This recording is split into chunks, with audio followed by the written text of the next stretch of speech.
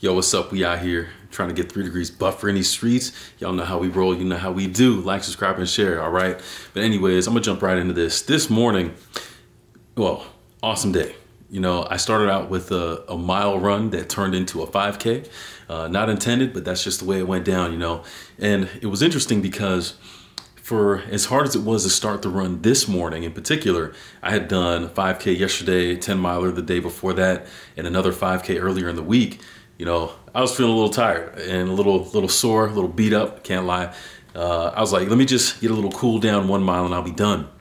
But for as hard as it was to start that run, get out there, my feet were feeling a little tight too, ankles a little sore.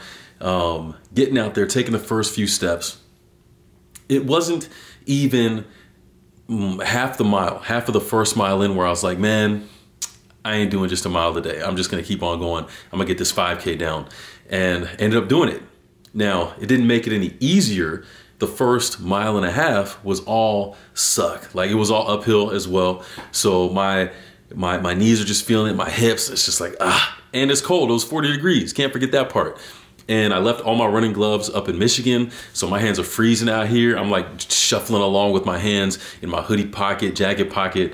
It's just kind of awkward. But at the midway point of this run, it's just like something changed. Usually for me, a mile and a half is the warm up, but I expect that more on days when I'm actually warm, when it's actually warm, you know what I'm saying? And to feel that was like, okay, this is kind of nice. And I got around and started the downhills. I was working my way back down towards the car, and it just felt good. Downhill's probably a part of that. Actually being warmed up and having my body out there moving was probably a part of that. A lot of factors for sure. But I just noticed that kind of weightlessness feeling that it just took off, and it went from there. Now, the reason this is so interesting to me is it feels the same way. That run felt the same way as working on my research protocol today. I told you I was going to get back to it, and finally today, this morning, I did. Now, if you remember the last video I talked about this, I got hung up on the literature review, and it just felt like trying to get out of bed. I don't know what I'm doing. I don't really want to do this. I don't know what I'm going to find, if I'm going to find anything. And I had a breakthrough moment yesterday that I also talked about in yesterday's video, so I won't talk about it too much here. But the point is, I had a plan going into today of how I was going to tackle this project. And even though it was slow starting, taking one step after the other, looking at another article, eventually enough stuff, I say enough, not enough. I was able to look at probably 20 or 30 articles this morning and get something down. Do I think this is the complete everything there is on student missions? No. But I was able to find some more things that are more relevant to my research project in particular. And I'm still looking for things specifically on student missions programs in the universities.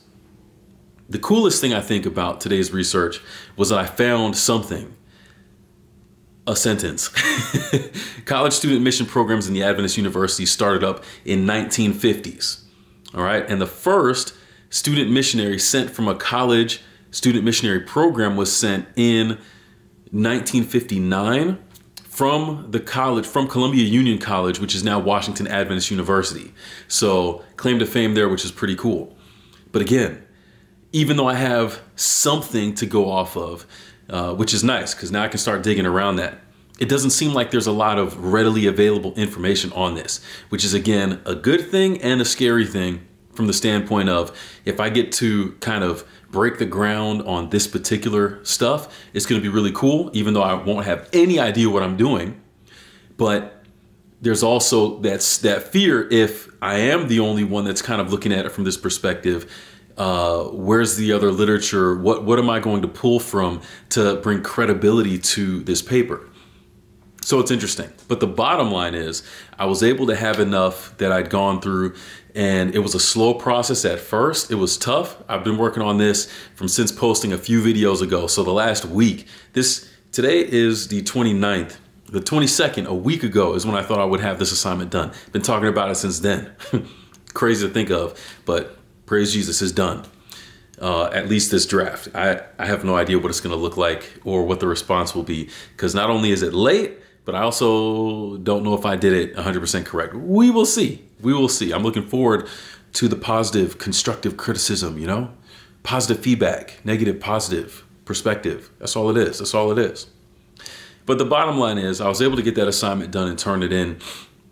And it did feel at a certain point when I started to type, when I'm looking at these references and putting things in to my proposal there, it's like, okay, it's starting to flow. It's starting to get a little bit easier. It wasn't as painful of a process as it had been starting it up over the last, 8 or 9 days, which I'm very grateful for. It was just like that run, and it was very satisfying to get to the end of that particular paper, close the book on it, submit it, criticism come what may. We out here for it. But it was a good feeling. So now I also have a plan on my next research paper, which is Theology of Mission. And on this project here, I'm looking at the story of Peter and Cornelius, New Testament narrative, and seeing how the Old Testament covenant is fulfilled within that story. New Testament mission. We know that Paul's experience and a lot of the letters deal with Paul's missionary journeys, but there's a lot of stories in the book of Acts that also talk about mission and reflect back on the ancient Hebrew history and the promises and the covenants given by God, even all the way back to the Ten Commandments, even all the way back to Adam and Eve. There's a whole lot that ties in there. I have my outline. I put that all on my sheet of paper as a guide, and I'm looking forward to getting started on it this weekend. And hopefully, I'm going to be crunching these next couple days. The goal is to get it done, like I said, by the new year. It's possible, but it's going to eat all of my Sunday. I'll make some time for a run, don't worry. And I'm definitely going to get a long walk in tomorrow as well. I'm at 20 miles for the week, so it's a pretty good week, but I want to keep it going. I want to keep the momentum going. But yeah, and I'll finish with this. It's been chill sitting here with my fam, going down to the folks' house later on. And my sister, she made it down safely. She was in Houston, and apparently it's really nice there. And it's 40 degrees here. Like, what am I doing?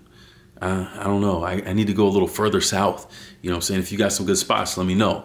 Because, I like Tennessee. There's vibes here.